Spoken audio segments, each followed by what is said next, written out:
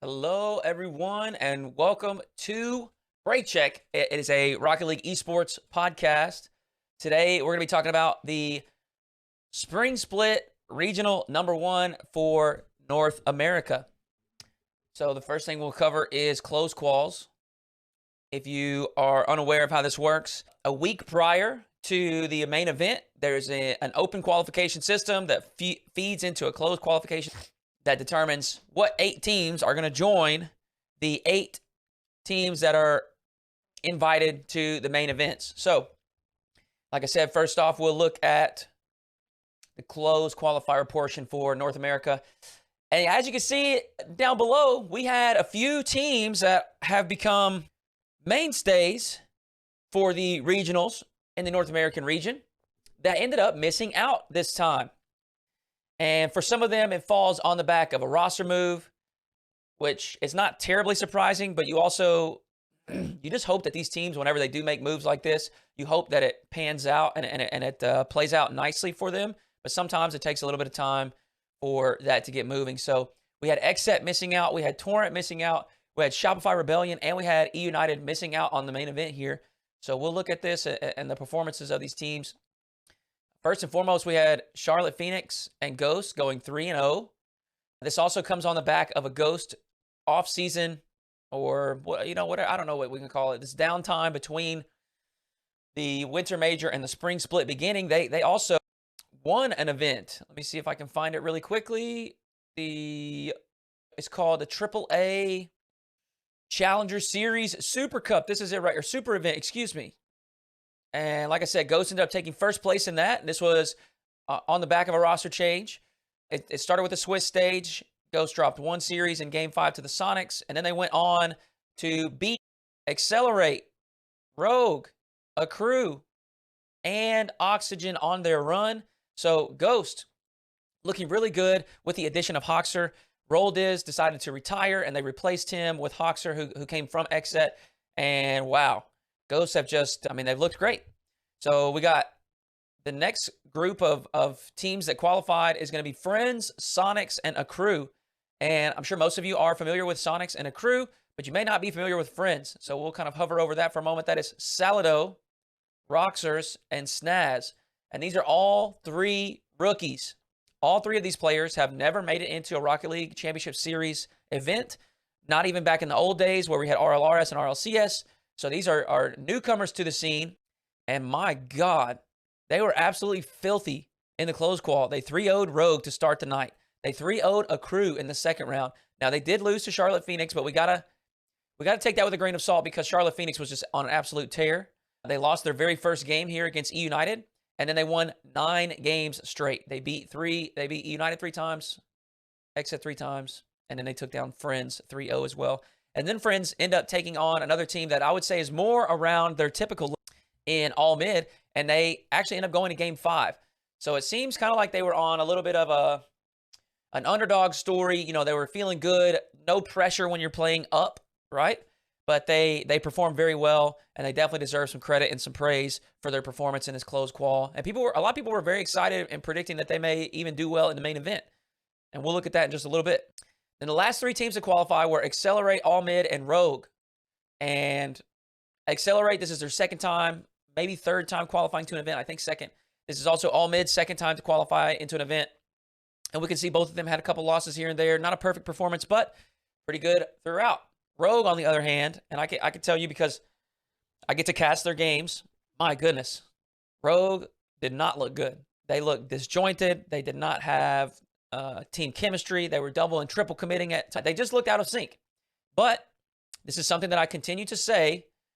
The best teams are the teams that can still achieve their goal even when you're not playing well. Even when things are scrappy and ugly and you're not on, whether it's mechanically or the rotations are not there, the communications, it's a mark of a good team, a team that has like some competitive maturity and experience, because starting the night off being 3-0'd by Friends, it's a tough way to start the night. They bounce back and win Game 5 against Torrent.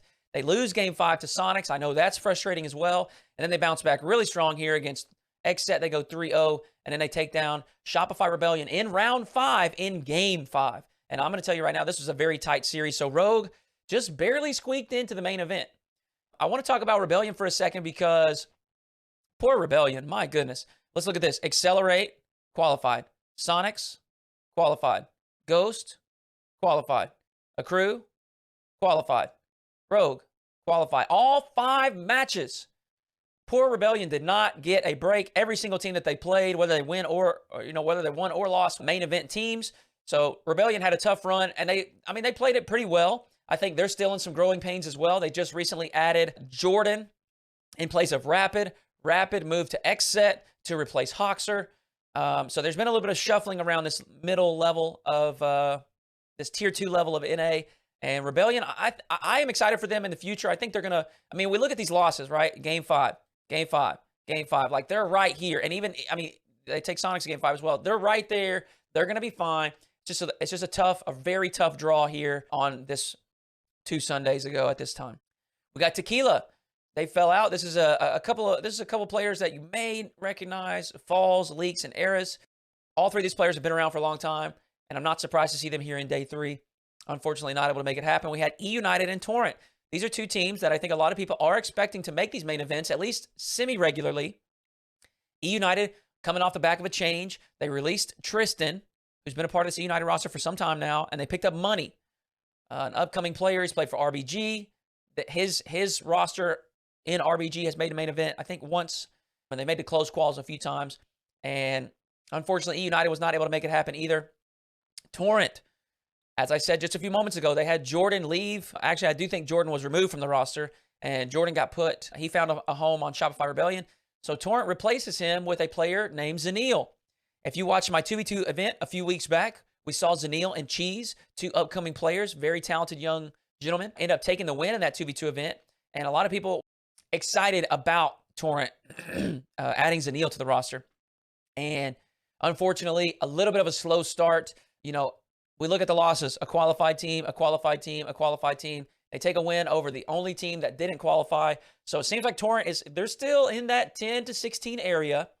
They just got to make it happen against some of their peers who are also qualifying into these. We got Randoms. Randoms is a great team. 2-piece Knight and Chronic. Once again, unfortunately, not able to make it happen, even taking some losses to teams or Tequila that didn't qualify. And so, Randoms, plenty of talent on that roster. I'm going to predict that those 3 players don't remain together and they end up kind of plugging into other teams. But I would not be surprised to see some of these players in RLCS in the coming year or 2. We got XSET here, and like I said, Hoxer moved to Ghost. They replaced Hoxer with Rapid, so it's Rapid, Percy, and JPOW. And, man, this is a disappointing result. This is a disappointing result. There's no other way to say it. They lost to some good competition here. There's no doubt about it, but I think XSET is a team that 90% of people watching RL Esports would probably predict them to take at least a game or 2, or a series or 2 off of, these rosters here. It's just very disappointing to see when these players have plenty of talent, they have plenty of capability, and they just can't make it work on the day. And then we got Prestige and Gentlemen. Again, 2 very talented rosters. I said this a little bit earlier throughout the week. We got No Mansion, KX, and Nebra on Gentlemen. And then on Prestige, we have Jay, Blaze, and Hockey. A few of these players on each rosters they've made it into main events before. And like I said, plenty of talent on these rosters. Maybe they just need a little bit more time together, or maybe it was just an off day. I think this is another couple of rosters. Those 6 players, I would not be surprised to see them in main events on different teams in the future. Like I said, lots of talent here, not able to make it work here on Sunday. So, like I said, close quals. We got Friends popping off, the rookie performance, doing their thing, looking really good, and we'll check out how they performed in just a few moments. The next thing that I do want to talk about is double Elim, which is the format for the spring. We've had the Swiss stage that feeds into a single Elim bracket. That's what the format was for the fall. We had a group stage that fed into a hybrid double Elim / single Elim bracket. That's what we had for the winter. And now in the spring, straight to the action. No frills, no nonsense. We're right after it with the double Elim. And it is definitely cutthroat. It is definitely going to be full of surprises and shenanigans. We're going to have some underdogs executing some upsets. We're going to have some top-level teams that get knocked down early and then make a huge lower bracket run. We're going to see all kinds of fun stuff throughout this split. And the first North American Regional provided some of those results already. Just a moment, I'll pull that up and we'll take a look at those.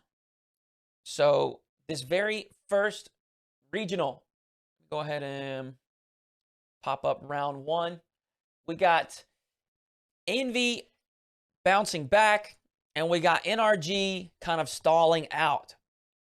Two very interesting, I don't know that I want to say surprising, but two very interesting aspects in the North American top echelon of pro play. We still have quite a few teams fighting for these last few spots for the wild card, for the World Championship, and now we also have a little bit of parity here where we could see some new teams attending the spring major. The only change that we had from fall to winter was we subbed out complexity from the fall major for, actually that's not totally true. We had complexity and envy, complexity and envy in the fall major. They both missed out on the winter. Then we had V1 and Space Station slide in and fill those spots. And so actually we have had two spots open or change, throughout the season. And it looks like that may be how things are going to shape up here in this third split as well. We'll take a look at Envy. And so Envy round one, they end up falling to complexity in a 3-1 fashion, but they do bounce back pretty strong down here. They take down Friends in a 3-0 fashion. They take down Oxygen. This is a high quality win right here. Oxygen has been pretty good. They were top 6 for 3 events straight in the winter. And now Envy has taken the dub over them. And then Envy continues, and they take down Rogue on Saturday in a 3-1 fashion. So Envy definitely turned things around. They ran into a hot Ghost team and ended up being bounced in lower quarterfinals, but Envy looking much better to start off the spring split rather than they did in the winter. We also have NRG. NRG achieved a 9th through 12th place finish at the winter major.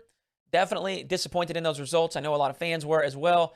And I am certain that those players are not satisfied with that performance and that result. And so there was obviously some hope that they could turn things around, but it seems as though they're maybe making some adjustments to how they play the game, maybe making some adjustments to their practice approach and just their mentality towards competition in general. And, you know, when you're making adjustments and you're changing things and you're adopting some new stuff, sometimes it takes a little bit of time to get acquainted with that new style and the new changes and whatever else. And so right now, unfortunately, this is just I call this a trap game, because Ghost was hot with that roster change. They added Hoxer, and immediately things start going well. And we've seen this in the past. When teams add a player and there's no rocky or rough period, they immediately start winning. It's like it snowballs into an incredible streak of good performances. You know, a lot of people will call it the honeymoon phase, right? We saw it with NRG back in the day when they added Squishy in place of Turbo. They won, I think, 2 or 3 events straight and got second place in a few others. We saw G2 just recently. They add Atomic, and then boom, boom, boom. They start getting some dubs. They get that winter major dub. And now we see Ghost in a similar situation. They add Hoxer. They get that offseason win that I showed you earlier, the AAA Challenger Series or Super Cup.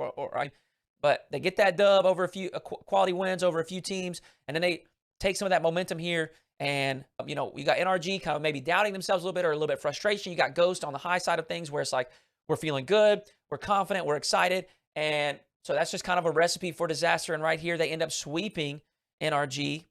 And then NRG fall to the lowers. They do take down all mid, and that's what they should do. All mid is not a caliber. Those players and that team is not the caliber of NRG. They should not beat NRG. NRG takes care of business. But then, unfortunately, in the lower round 2, they run into Rogue. And Rogue looking good on Friday. I'm telling you, they look incredible. They took FaZe to Game 5, lost in overtime of Game 5. They looked very, very good on Friday. Shout out to Rogue, turning things around. You guys just heard me talking about how poor of a close qualification run they had. So I was excited to see them turn things around on Friday. On this note, though, we'll go ahead and talk about Ghost for a moment, because Ghost went on an absolute tear. Ghost was wild and out this event. They look so good. I'm very happy for those players. I know that they've been on the cusp of that 7 through 10 area, or excuse me, they've established themselves in that series 7 to 10 as far as points for the NA region, but they're on the cusp of like breaking into threatening those top 6 teams, maybe grabbing a top 4, top 5 finish occasionally. And we saw them do that here in this first spring regional. They take down NRG in a 3-0 sweep. They turn around and take down V1 in a 3-0 sweep. That is incredible. Those are 2 teams that went to the major. Great performance here from Ghost. They do run into G2, and G2's on a different level right now. Okay, that's just what it is. This is no knock on Ghost. This is not something that they need to hang their head about. G2 is just a different level right now. Ghost gets knocked to the lowers. They take care of business with Envy 4-1. Then they end up falling to Space Station. They can't be disappointed in that. Space Station is a very high-quality team, and they're playing really, really good Rocket League right now. So they can't be upset with that. Ghost secure a top 4 finish. We got G2, FaZe, Space Station, and Ghost rounding out the top 4 for North America. Ghost will take that 4th spot, but wow, what an incredible performance. Best result yet throughout the entire season. I know to continue to prove themselves with this new roster, and I'm excited to see them continue to attempt to do that. And on this last note here, do we have a new Big 3? It's something that we are seeing maybe play out, maybe establish itself like this. We've seen FaZe, and FaZe has been incredibly consistent throughout the entire season. Now, I know there's a lot of complaints about the team. When they brought Sypical in, they dropped Illusion. I think people had very high standards and basically felt like FaZe should be winning events. And if they're not winning events, they are underperforming. And I understand that perspective, but I don't think I agree with it. I think FaZe has just raised their floor, and they're working towards their ceiling. They're not there yet. I don't think they've shown their best stuff at all just yet, but they're getting there, and the floor is raising with that. And so FaZe has been top 4 in every event so far, outside of one regional in the fall where they had a little bit of a lackluster performance and fell out early, but they've been top 4 in every event, including majors. They're the only team that's been top 4 in both majors. So very good performance from FaZe, very consistent. Like I said, the floor is very high. Now we have Space Station, and Space Station, they've been a little bit rocky. There's been some up and down stuff, but that is to be expected when you have the season that they've had. They had Sypical up front in the fall, and things just didn't, for whatever reason, it wasn't working. I don't know if it was team chemistry off the field. I don't know if it was team chemistry on the field, rotations, a disagreement in how they want to play the game. I don't know what it was, but it wasn't clicking. They weren't playing terrible, but they definitely weren't looking like themselves. And we roll into the trade window. Sypical leaves Space Station and goes to FaZe. And then, Space Station pick up Daniel. Daniel is a player that was highly anticipated for multiple years, to be honest.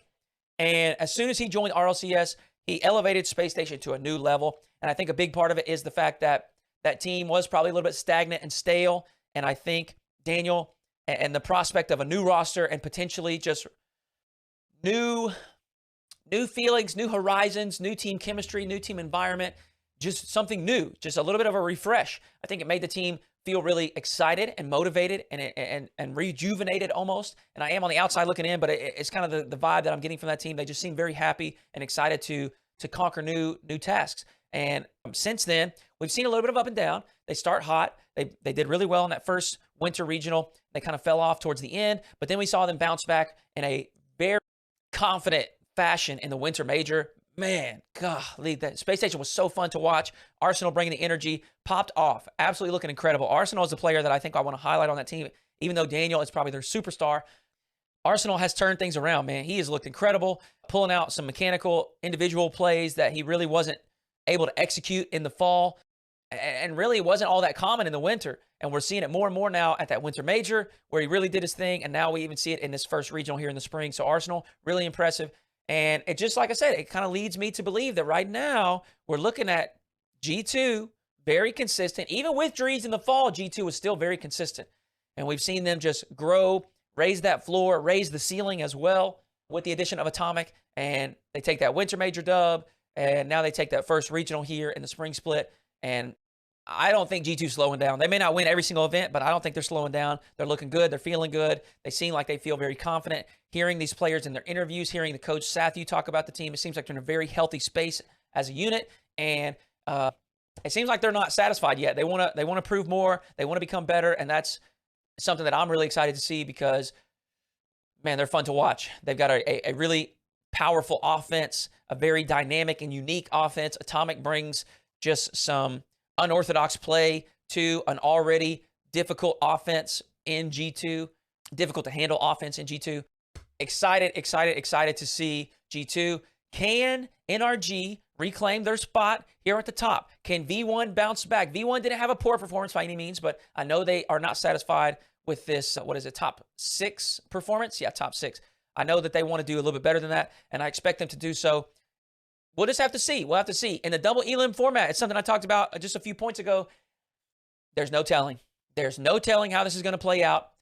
We are, as viewers, we're just going to have to wait and see. So with that being said, that is going to conclude things for this episode of Break Check. Thank you so much for hanging out. I hope you all have a wonderful day, and we will catch you next time. Peace.